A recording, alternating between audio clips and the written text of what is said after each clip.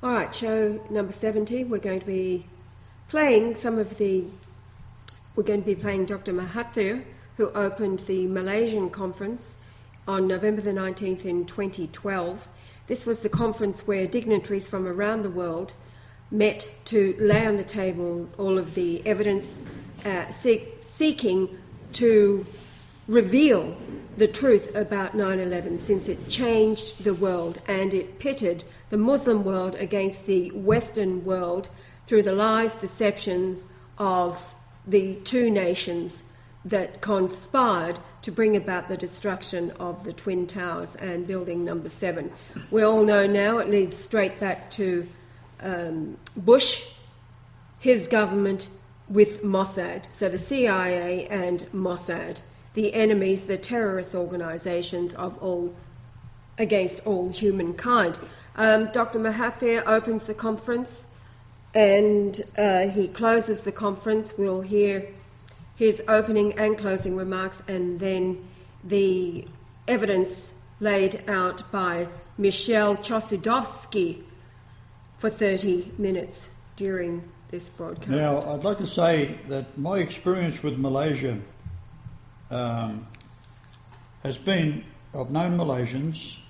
In fact, my brother, who was an absolute abomination and did the world a favour by dying, and in my family, as far as I was concerned, it was cleansed of a very evil person. In my experience with him, I tried to show him repeatedly the error of his ways, but he was obsessed with children and brothels. He spent 3 to 4 years in Malaysia, went back many times for trips and would visit the brothels. And when I returned to Australia in 1996, I went to stay with him in Melbourne on a farm where he is in a small trailer. And this particular day, after a few days of being down there with him, he hadn't changed his ways. All he'd do is want to talk about the brothels in Malaysia.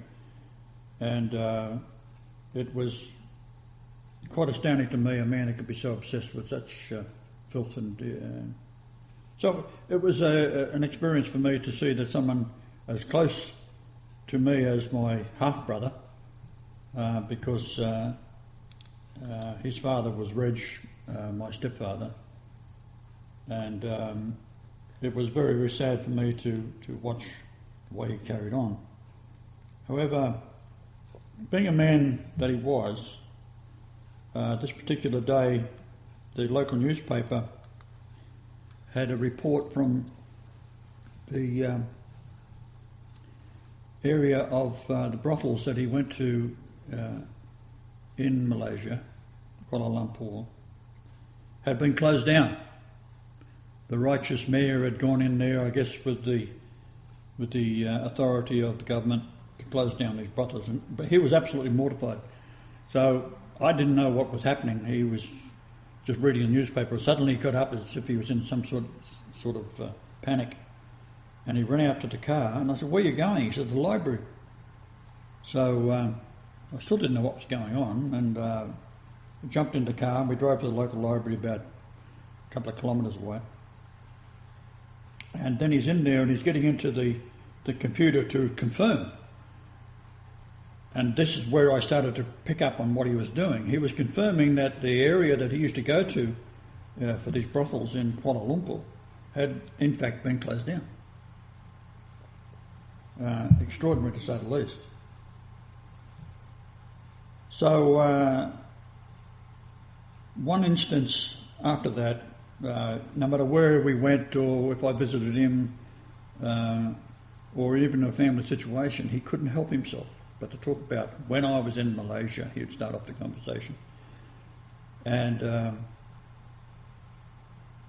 this particular time, he told me about a girl that he had picked up in a bar. And she was a child, of course. And he said, "Oh, these girls make a living for their families is that they often get kidnapped from the villages and taken into these bars, or they're sold by their parents. Some excuse, lame excuse. And these children are then confined to these brothels, and they work in the brothels, and then they stay in the brothels and never get to go home. And he was saying, oh, this is how they earn the money. So I said, well, what did you do? He said, well, I had sex with her. I said, now, she had told you this story. She said, yes, that how she was taken from the village and how she was confined in this brothel.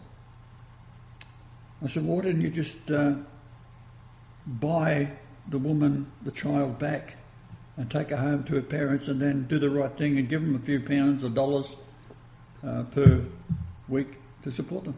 I said, that would have been the best thing to do. I said, but you're having sex with a child. So we come and, oh, this is how they make a living, blah, blah. And he was trying to justify this over and over again. Well, as I said, when he died, the world smelt a lot better around my family.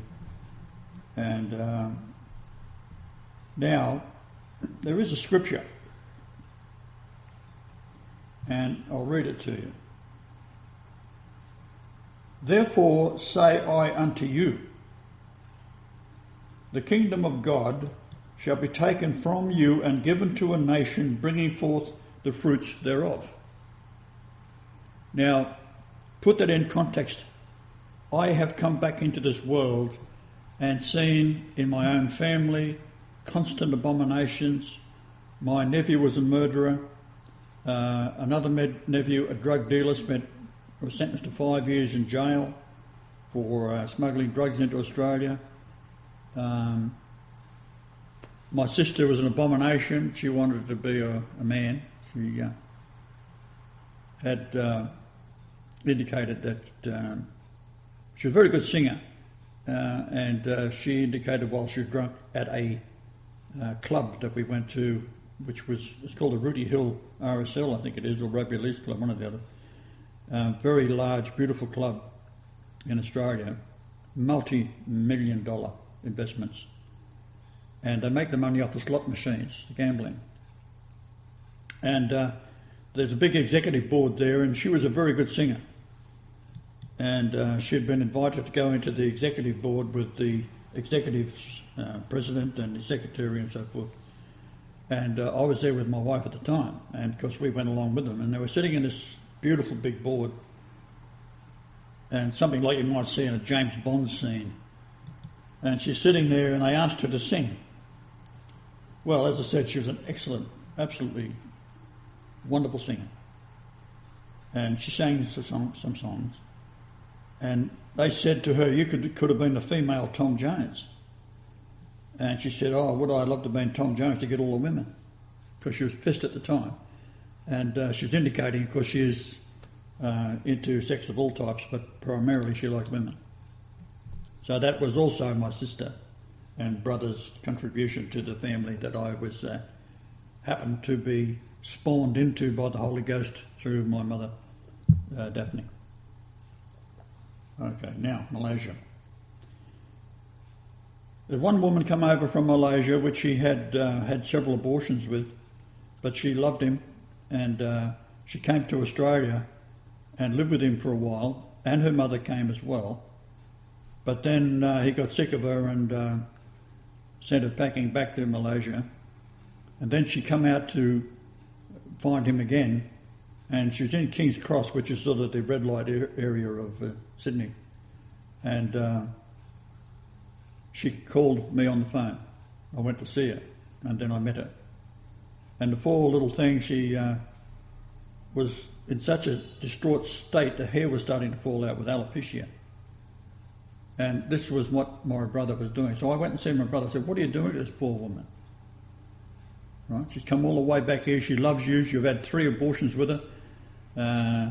Her life is ruined, being a Muslim country. And here you are ignoring her. I said, the very least you can do is go bloody talk to her and get it straightened out and do something right, because she had lost her job and all sorts of things. Family had rejected her. All sorts of things had gone wrong for the poor woman. So anyhow, he avoided it like a plague, of course, and because I invited her out to my house to let her stay there for a while, trying to sort things out, but as it turned out, he wouldn't have nothing to do with it. He just dumped her on the spot. Now, the President or Prime Minister of Malaysia, he, Dr. Mahathir, held a conference in Malaysia trying to sort out the reality of what happened with 9/11. And of course, when 9/11 happened, the dust hadn't hit the ground before I had it up on the YouTube saying who'd done it and why. And of course, this came to pass. It was, again, a false flag to start another war against the Muslim nations and dominate the oil. And this all come to pass, of course. So as it turns out, this Dr. Mahathir, some time ago, before the 2 Malaysian planes had been shot down or missing. This is November 2012. Oh, that one's November. But yeah, well, that's when the conference, okay. They held the conference. All right, but there was another conference before that, wasn't well, there? years before, in That's 2003, right. When he was addressing the Arab nations. That's right. He was calling it then that the Jews control the world. That's right. That's what I'm trying to get at. So the point being is he is quite right.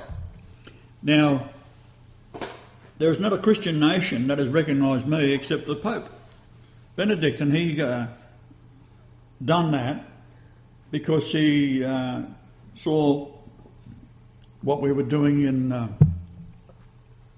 New Guinea, curing people of their diseases, and Fiji, but also he was struck by the fact that he, being the Pope, is the owner of the Shroud of Turin as of 1983, I believe, and was given to them, the Pope, as from the House of Savoy.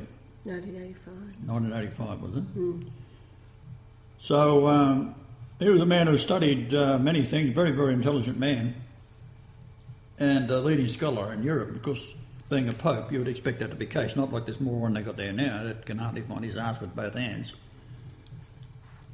And picks his nose. And picks his nose and eats it. Right, this is this piece of shit that is now also was given the information by the Pope just after he was elected out of the conclave. And my comment was that whoever comes out the conclave is the Antichrist. So as it turns out, of course, the Pope recognised my face as being the face on the Shroud of Turin, which of course it is. So there's no secret there. However, for him doing that, his right-hand man for 8 years, Father Giuseppe Savello, he was caught, we don't know whether the true story is, but he has disappeared. He was given a last request, and that was to contact myself and my sweetheart here.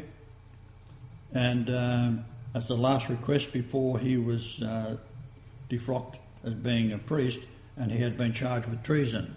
And the charge of treason came about because he uploaded for Pope Benedict the Apostolic Letter that he had written, and is now up on the Scrib site for all the world to see. And we have spoken in the past about how many views it has had and how the Jews keep on reducing the views down, 10,000 in one go.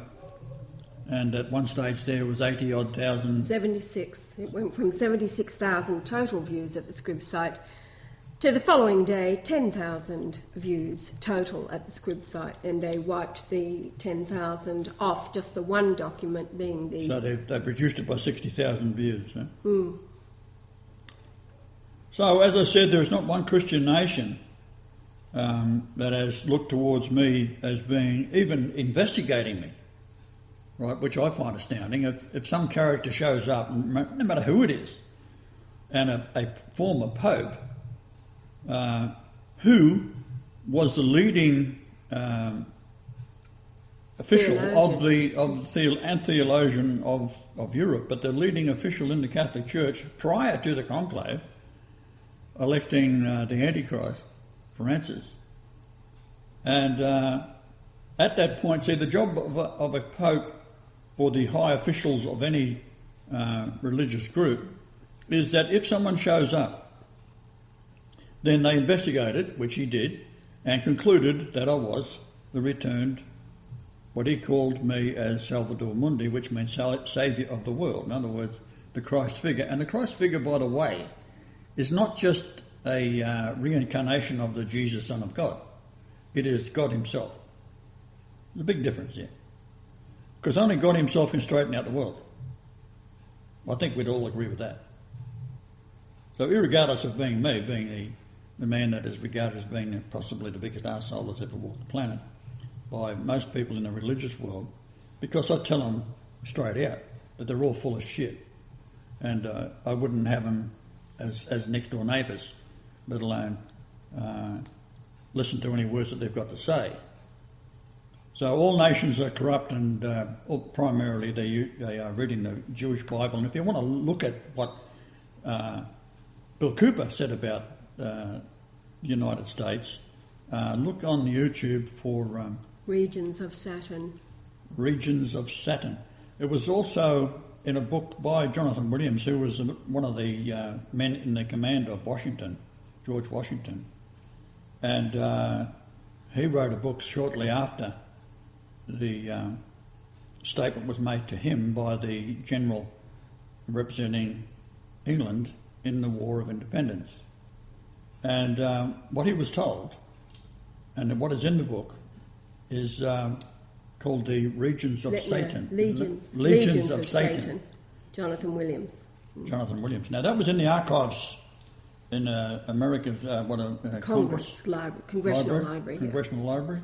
And then, of course, it's been removed. Now, what he was saying was that the Americans would become the bastion of freedom and unwittingly be preaching the Jewish Bible, which is the King James Bible. Right. Hello. So, is it not logical that the entire world is bullshitted by the Jews? Because this goes back to, and I don't even like the word Jews per se, because they're not Jews anyhow, but they are Khazar monsters, demons out of Babylon, which was adopted by the king of Khazaria around the 8th century. And their way of making money, they had a huge army, and their way of making money was to rent their armies out to anyone who was the highest bidder, and they'd get paid twice. They'd have looting, and also there was an agreement of money that would be paid to any particular European country that hired them. We go back to the American War of Independence, and we find that the Rothschilds were supplying the money, and the soldiers, they weren't English at all in the American Revolution. They were, what were they? Russian. They were Russians. Hessians. They were Hessians, that's right. So although I was marching around in British, and the reason for that is that the British themselves, as men in the army, would not fight the British in America because they're the same people.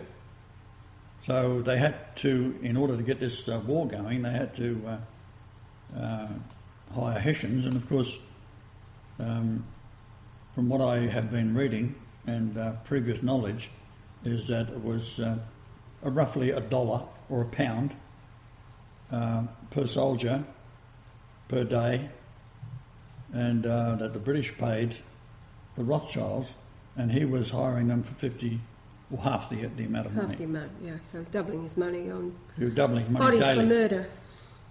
So the fodder. The fodder. So, as far as I'm concerned, the only nation that is doing the right thing, and as I say, we've been to Egypt, and Egypt is another little story there. General al-Sisi, who is a Mossad agent, his mother was a Mossad agent, and his uncle was a Mossad agent, and of course they set up the genealogy in Egypt to reflect something else, and he became the head of the army, and then became lately, what is he, the president? Yes, president. President. And they all love him. We spoke to the Egyptians there, and the Egyptians are like children. They really are.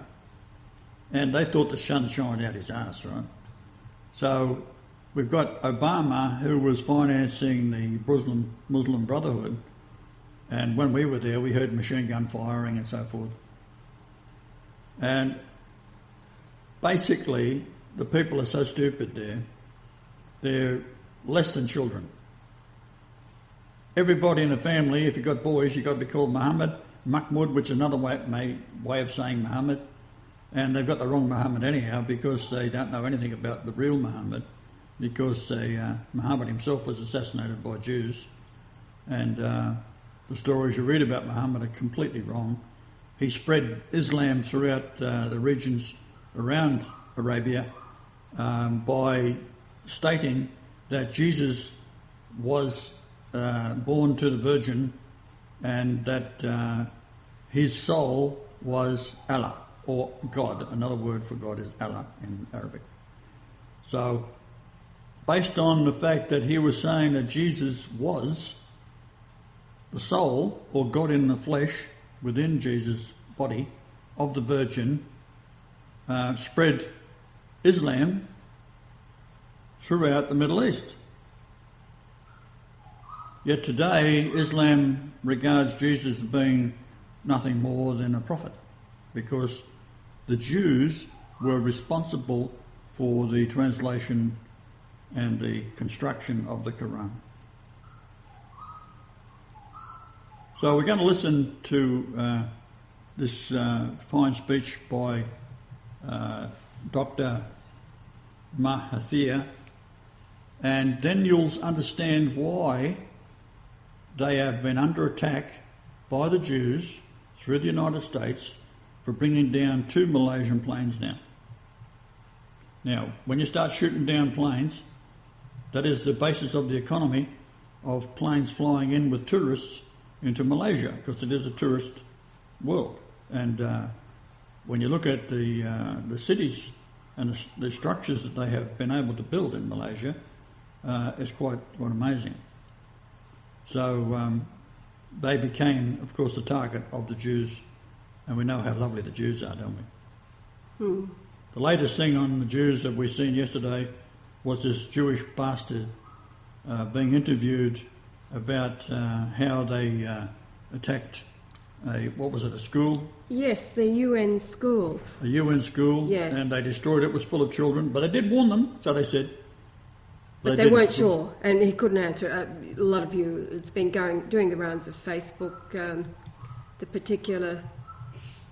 So now we'll start rolling this other thing now. What are you looking at there? Oh, here we go. The Red Cross denounces Israel for Gaza destruction.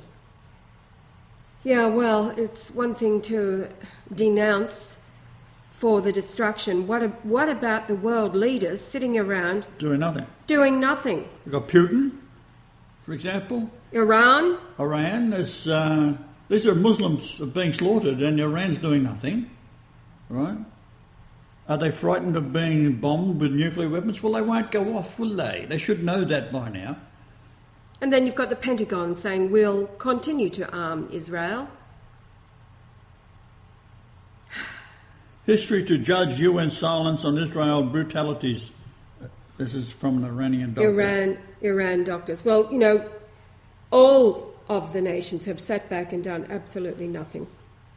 So getting back to Matthew 21:43, I am strongly in favour of what the Prime Minister, Dr. Mahathir, has tried to do, and bring about an accusation against the Jews who control the world, and his country is paying the price because of how they actually have to suffer now, the downing of their planes and etc. So it's almost over, folks. I should mention also, I've been looking at the Earth itself, the rising of the sun and set and the planets, and at the moment the sunrise to sunset has altered from where we are in Queensland 194 kilometres northwards is the indicated sunrise, sunset via a live feed, which is on my smartphone, and then comparing it to the Easy Cosmos and other programs that I've got which aren't connected to the internet. And I know them to be accurate because I've used them for years. And there's several ways of checking. For example, I can check the distance to each planet, but in particular the moon, and the moonrise, moonset.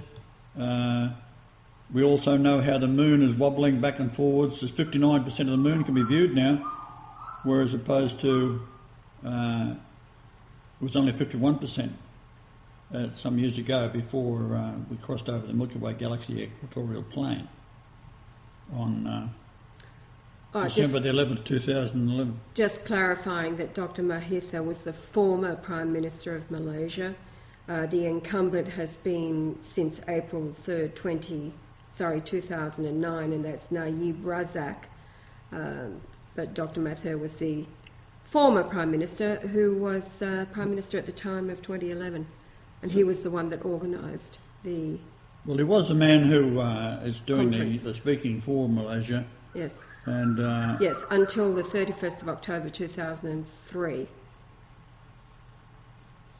So he was the Prime Minister at the time of the 9/11, and he opened the conference. So, in other words, he's a very influential man in the country. So, we'll just play a little bit of what he's saying.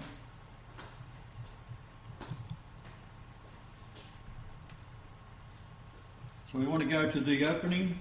Yes.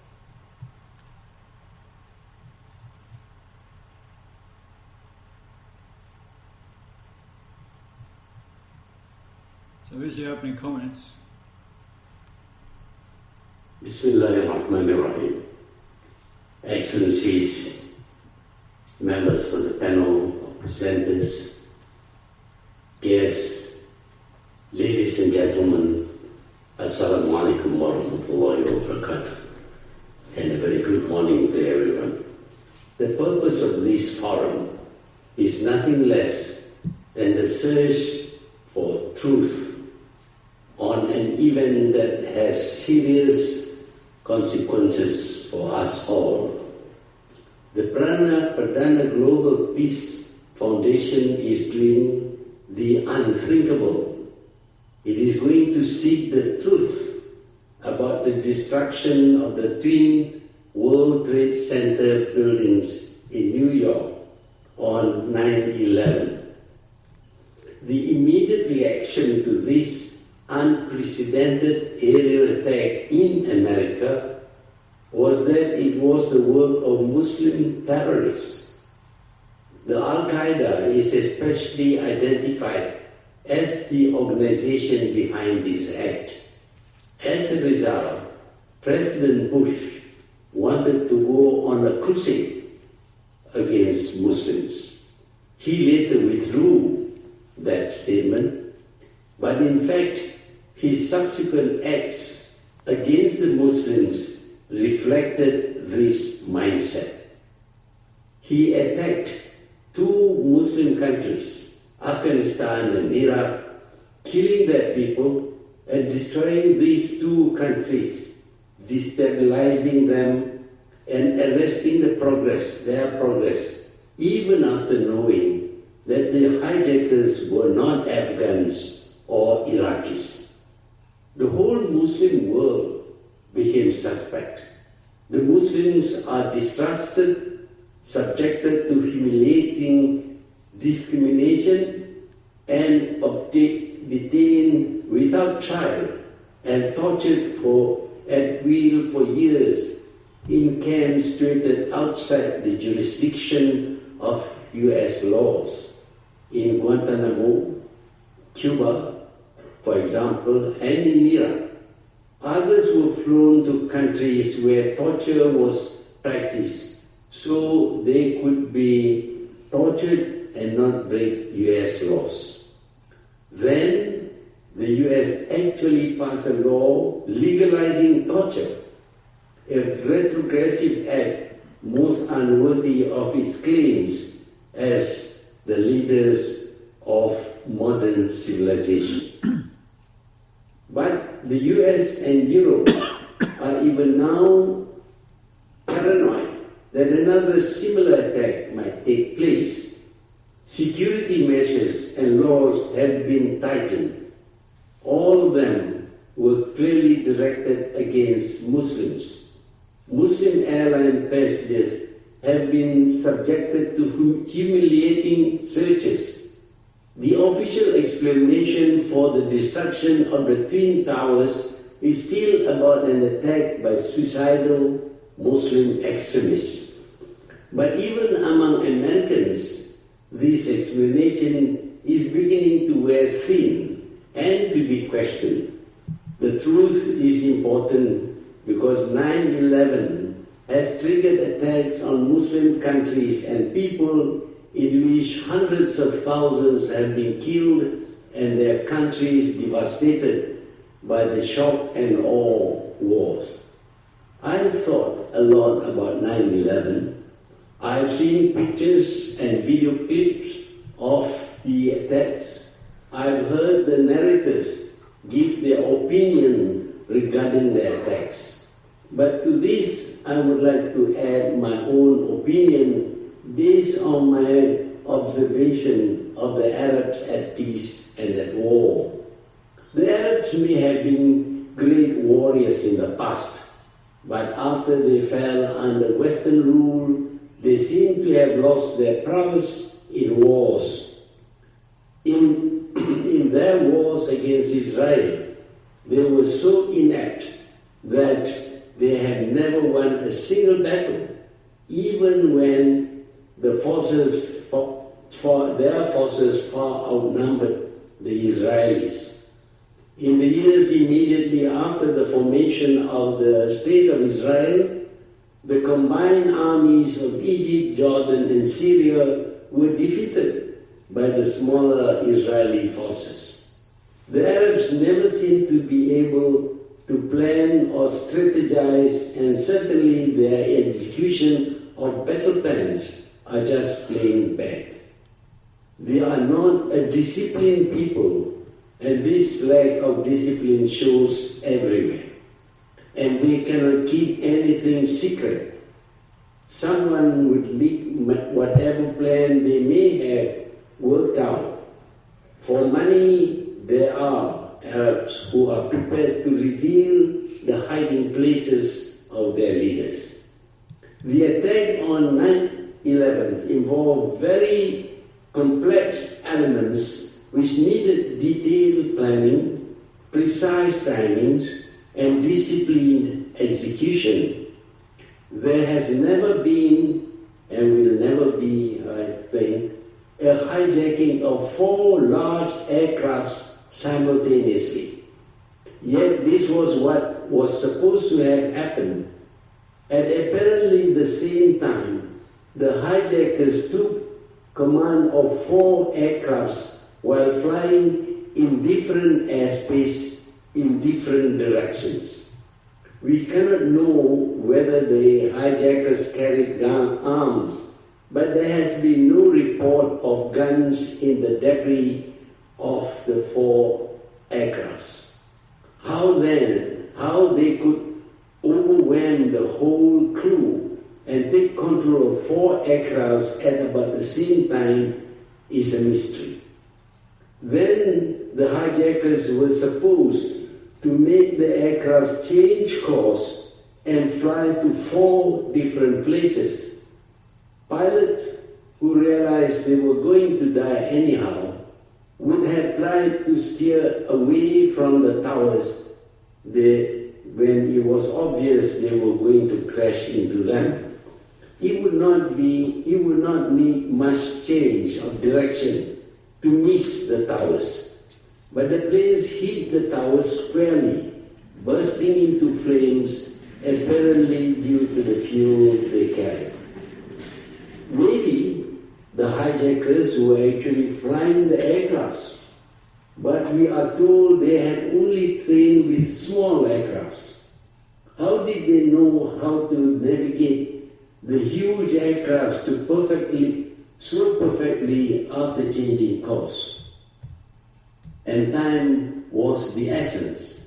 If the second plane was delayed, the ground control would have detected that there was something wrong with the second, the third, and the fourth aircrafts. I can imagine trained operatives like those in the CIA or Mossad planning and executing the complex operation. But I cannot imagine an Arab like Osama bin Laden planning and directing the sophisticated aerial attack from some remote place in Afghanistan. But the fact remains that 4 planes were hijacked and they all crashed on their targets. If the hijackers could not be Arabs, then who were the brilliant hijackers? Clearly there is a need to know. For the event changed the world, making it insecure for everyone and launching a clash of civilization as predicted by Huntington. I may be wrong, of course, but this forum will hopefully reveal the truth behind the event of 9/11. The Pearl Harbor attacks forced the US to join the Second World War. I don't think the Arabs planned to force the US to go to war against the Muslim world, but 9/11 did just that. Pearl Harbor did launch a horrific war which killed hundreds of thousands of 9/11 started a horrific war which killed hundreds of thousands of Muslims, devastated Iraq and Afghanistan, and made Muslims the universal enemies of the whole world. Now, I'm going to read to you something I've known about for a very, very, very long time. It's called home run. It's used to electronically hijack the World Trade Center aircraft. This is from a man called John Verlaeus, who was the man that I spoke to, and he informed me that the Bali bombing, the Port Arthur massacre, and the Aceh tsunami was all caused by America and Israel. And he was a demolition expert that was with the Australian Army in Fremantle, Perth, in West Australia.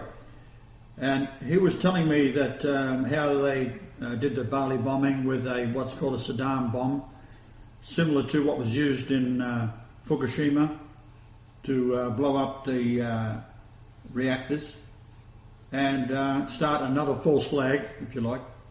He was, I said to him that he should be very careful who he's letting this information out, because he'll get killed. And he told me, he said he doesn't care. The Australian Army and the Australian forces and the Jews and the Americans are all involved. So a week later he was dead. Now, this is what he's wrote. Quote, in the mid-70s, America faced a new and escalating crisis with US commercial jets being hijacked for geopolitical reasons. Determined to gain the upper hand in the new form of aerial warfare, 2 American multinationals collaborated with the Defense Advanced Research Project Agency called DARPA, D-A-R-P-A, on a project designed to facilitate the remote recovery of hijacked American aircraft. Brilliant both in concept and operation, Home Run, not his real code name however, allowed specialist ground controllers to listen in to cockpit conversations, as they're listening into this computer right now, on the target aircraft. So they could listen in to the cockpit conversations, then take absolute control of its computerized flight control system by remote means. From that point onwards, regardless of the wishes of the hijackers or flight deck crew, the hijacked aircraft could be recovered and landed automatically at an airport of choice with no more difficulty than flying a radio-controlled model plane. So, we have this conference in Malaysia. They are unaware of this, which is, again, amazing to me how you can get experts from all over the world to go to these conferences and not know anything about this home run. So, another quote. The engineers had no idea that almost 30 years after its initial design, Home Run's top-secret computer codes would be broken and the system used to facilitate direct ground control of the 4 aircraft used in a high-profile attack on New York and Washington on 9/11/2001.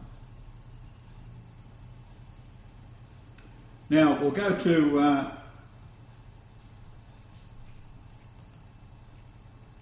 where are we here? This is Michael Sodowski speaking at the presentation which was listened to by the ex-Prime Minister of Malaysia. Ladies and gentlemen, distinguished speakers, I think we are indebted to Tun Mahathir for having brought the agenda of 9/11 back onto the drawing board of debate. This is a historical decision because it is something which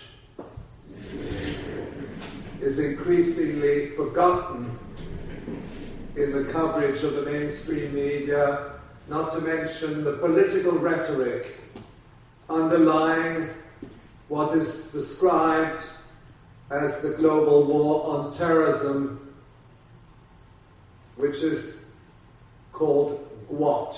So what is GWOT? The tragic events of September 11, 2001 constitute a fundamental landmark in American history, a decisive watershed, a breaking point. September 11, 2001 opens up an era of crisis, upheaval.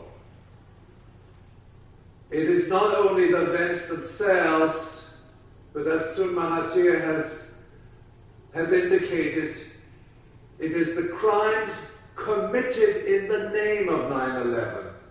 In other words, we must distinguish between the crimes of 9/11 and the crimes committed in the name of 9/11. And these crimes committed in the name of 9/11,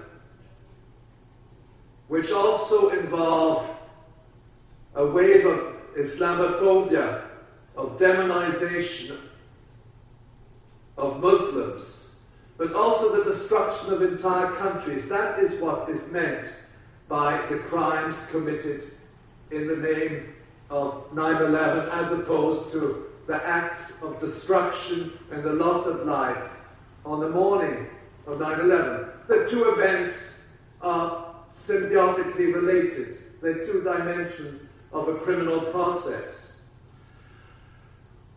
I have had the opportunity of being involved now for almost 7 years with the Kuala Lumpur War Crimes Procedure, both the Commission as well as the Tribunal. And I wish to address, because our initiative ultimately is intended to go towards a legal procedure. Okay? This conference is a preamble to a process of indictment of the war crimes committed in the name of 9/11. And these war crimes committed in the name of 9/11 are crimes against civilization. They're far-reaching because they involve the declaration of at least 2 major war theaters, one of which was Afghanistan, declared right in the wake, 3 weeks after 3 or 4 weeks, 26 days after the event. And then you had, of course, Iraq.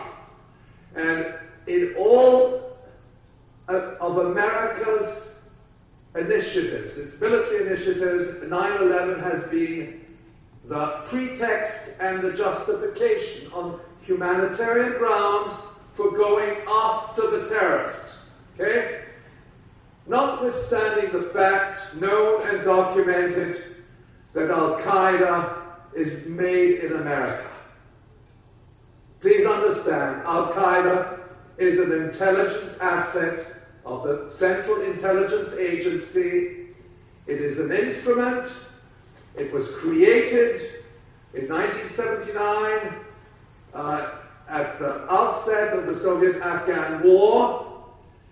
And if you look at the history, you realize not only that Al-Qaeda is a creation of the CIA, but Al-Qaeda remains an instrument of covert warfare in different parts of the world. Al-Qaeda are the foot soldiers of NATO and the Western Military Alliance in places like Syria and Libya, to the extent that realities are twisted upside down. I started my research on 9/11 on the very day of 9/11 in an article which was called "Who is Osama bin Laden?" And I understood from the very outset that if Osama bin Laden were to be held responsible for 9/11, it followed pari passu that the CIA, as a state sponsor of Al-Qaeda, was possibly behind these horrendous acts. However, bear in mind, and I wish to dwell a bit on the chronology. On September 10th, talking about technology, on September 10th, according to Dan Rather, CBS News, Osama bin Laden was in a military hospital in Rawalpindi, Pakistan. Now, Rawalpindi is a military city, headquarters of the Pakistani military and intelligence. It's a place which is swarming with US military advisors. You do not enter the urology ward of the Rawalpindi military hospital unnoticed.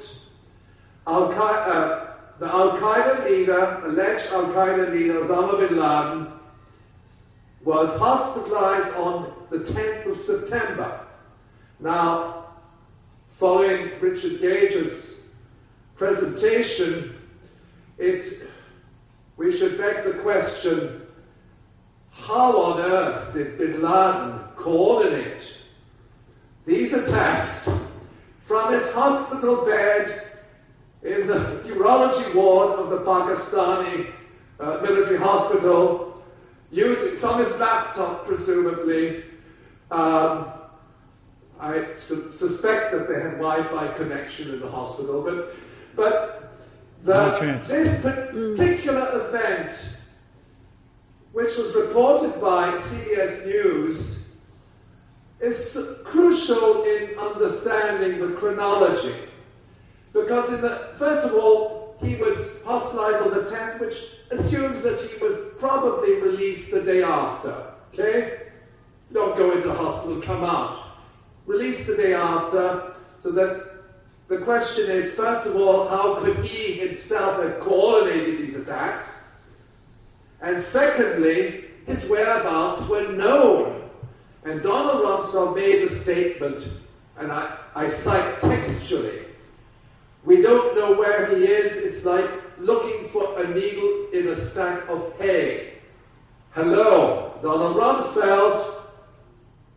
Osama bin Laden was in a Pakistani military hospital. Pakistan is a close military ally of the United States of America. the United States of America has an intelligence and military mission right within walking distance of the hospital, and you are telling us that you don't know where Bin Laden was on September 11, 2001.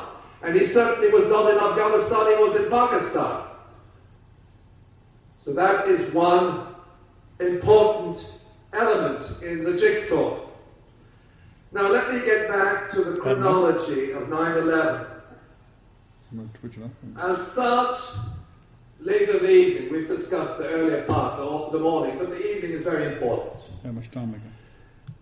On 9:30 p.m., a war cabinet is formed. There was no war cabinet.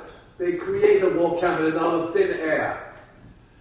Early in the morning, CIA Director George Tenet confirmed, that was in fact at 11 in the morning, he said Al-Qaeda is behind it.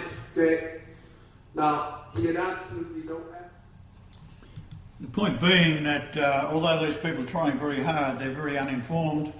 There's no way in the world that you can take over a jet at any time since 1972 in America.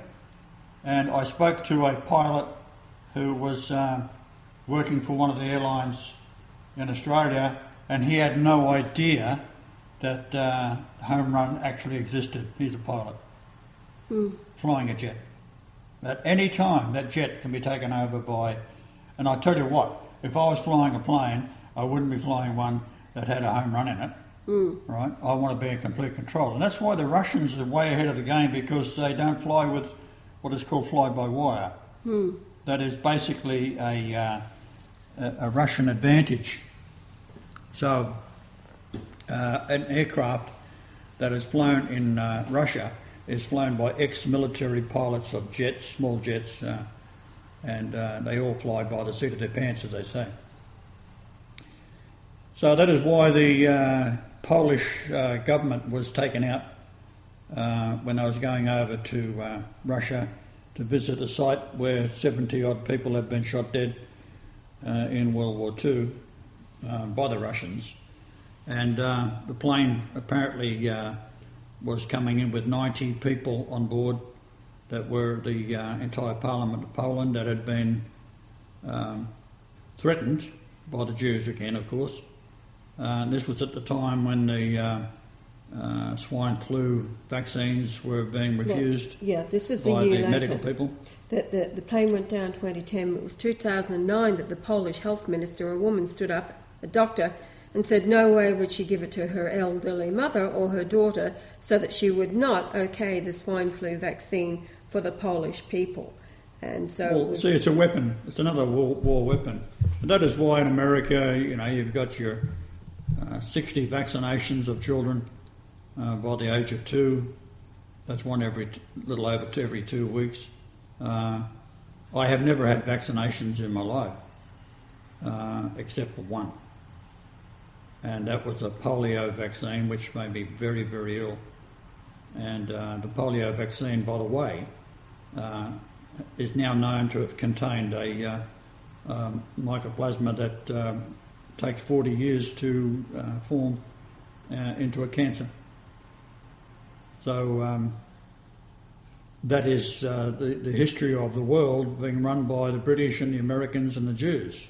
The Jews control the world. So are you going to continue to put up with it? Now, what I find frustrating is that this gentleman that's talking at the moment in these conferences about 9/11, like, hello, this should have been the next day, not waiting all this time to talk about these things. So we have Malaysia, the economy is being ruined again because they're standing up against the Jews. So how do they start by doing that? Would you fly on a Malaysian airline jet? Well, of course you wouldn't, because if there's another jet carrier going anywhere, you wouldn't want to fly into Malaysia with it anyhow. If you're going to go to Malaysia, go to the next country and then maybe go by bus into Malaysia. As a tourist, you certainly wouldn't fly in on a Malaysian airline these days, because the chances are that they will do it again. Now, we're talking about the latest jet that's gone down, supposedly by the a rocket hitting a jet. You don't need a rocket to hit a jet. You can do it from the Pentagon. You contact the plane, take it over and fly it into the ground. You don't need a jet to bring a plane down, a rocket to bring a plane down. Like, for God's sake, wake up, people. You're in the world where hell is dominant. So, getting back to Malaysia, they may be the nation that will fulfill prophecy of Matthew 21:43, because there's no Christian nation's going to do it. They're not going to recognise me. You see what happened to the Pope? You see what happened to his staff? They're all missing. There's 3 people missing, presumed dead. We did get a notification by the thugs working for Francis that Father Giuseppe was shot dead with 8 bullets as he tried to escape a house that had been set up by them under the auspices and authority of Francis in the first month of him becoming Pope. Wake up. There's only one Saviour. Get them all out there in a row. Let's have them all on the internet and talk to them, right? How many saviours have got out there? None. On 9/11, it was March the 14th, I believe, in Australia, Sydney, Australia, 2008, that a 9/11 Truth Conference was held for the first time in Australia. So Adam was behind me going, and at that time, the David Clues. So we were all at the conference, and on the second day, I got to speak at length with Dr. Bob Bowman. He was retired Colonel Robert Bowman. And American, yes. He's the founder of the Patriot movement, and he lived in Melbourne, Florida. Well, at the time, this was in March, I was looking for the Christ on the earth, and it was a short time later. It was actually 2 weeks later. It was March the 30th that I found him, because somebody sent a link to David Clues, who sent the link to me, saying, and David, knowing that I was looking for the Christ on the earth, sent me the link. Oh my God, oh my God, oh my God. And that was the historical night when I found him. And so I sounded the alarm immediately. What I did do was I phoned Robert Bowman. He,